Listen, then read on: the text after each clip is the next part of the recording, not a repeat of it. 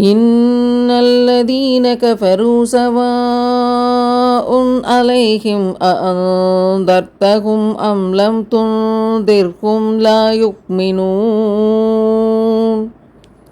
நிச்சயமாக காஃபிர்களை, இறைவனை நிராகரிப்போரை நீர் அச்சமூட்டி எச்சரித்தாலும் சரி அல்லது எச்சரிக்காவிட்டாலும் சரி, அவர்கள் ஈமான் இறை நம்பிக்கை கொள்ள மாட்டார்கள்.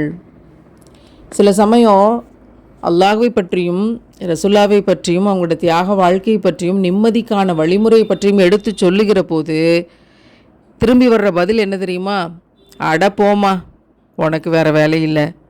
எத்தனையோ முறை பரிதவிப்போடு நம்ம எடுத்து வைக்கும்போதும் அவங்களால அதை ஏற்றுக்கொள்ள முடியலை அப்படிங்கிறத பார்த்து பெரிய பரிதவிப்புக்கு ஆளாகி நம்ம கவலைப்பட்டு நிற்கும் போது அல்லாஹ் சொல்கிறான், உங்களுக்கு நல்ல விடயங்களை, ஏக இறைவனை, சத்தியத்தை, நேர் வழியை அவங்களுக்கு எடுத்து சொல்கிறது மட்டும்தான் வேலையே தவிர அதை நினச்சி கலங்கி அழுது பரிதவிக்க வேண்டியது உங்களோட வேலை இல்லை.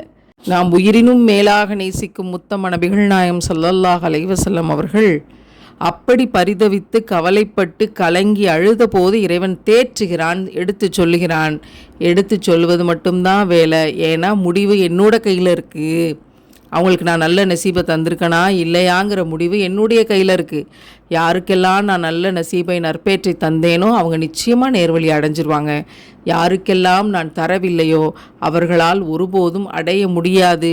நீங்கள் அவர்களுக்கு நேர்வழியை எடுத்து சொன்னாலும் ஒன்று தான், சொல்லாட்டியும் ஒன்று தான், அவங்க செவிடர்களாக இருப்பார்கள் அப்படின்னு இறைவன் எடுத்து சொல்கிறான். அப்படின்னா எவ்வளோ பெரிய ஆறுதலும் இருக்குது, எவ்வளோ பெரிய பரிதவிப்பும் இருக்குது.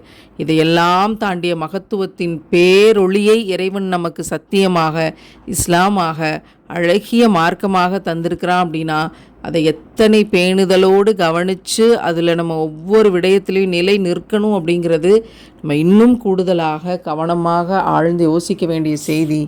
வல்ல ரஹ்மான் நல்ல நசீபை நம் அனைவருக்கும் தந்தருள்வானாக. ஆமீன்.